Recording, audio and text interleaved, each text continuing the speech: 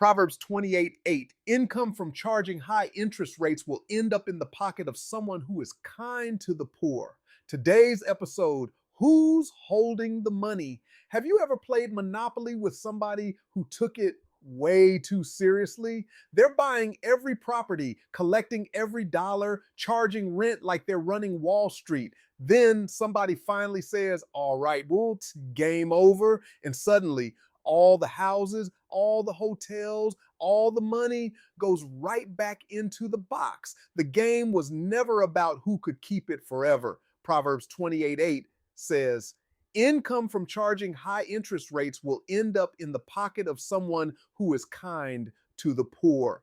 That sounds strange until you look under the hood. The Hebrew word for interest is neshek. It literally means a bite. The picture isn't a harmless accounting fee. It's someone sinking their teeth into another person. You know it's Shark Week, right?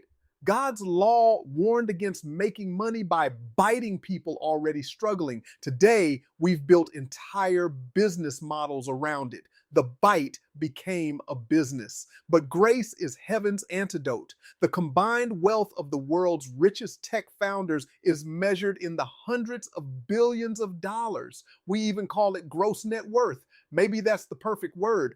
Not because wealth itself is gross, but because any system that keeps extracting from people who can barely breathe has forgotten what wealth is for. But here's the surprise. The person doing all the gathering thinks they're building a permanent kingdom. Proverbs says they're actually gathering it for someone who is kind to the poor. They're not the destination. They're the transfer point. The money is only passing through their hands until mercy puts it to better use. That's the story of Scripture. God is always moving creation toward restoration, balance, and healing. Jesus said, "Blessed are the meek, for they shall inherit the earth." Then Proverbs adds one more layer. Whoever is kind to the poor lends to the Lord. There are two lending operations. One profits by taking, the other gives with grace, and God personally guarantees that investment.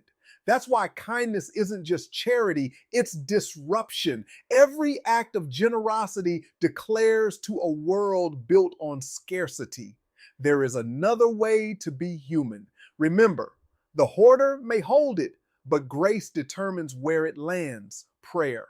Lord, make me trustworthy with whatever passes through my hands. Today's challenge. Move one real resource towards someone today.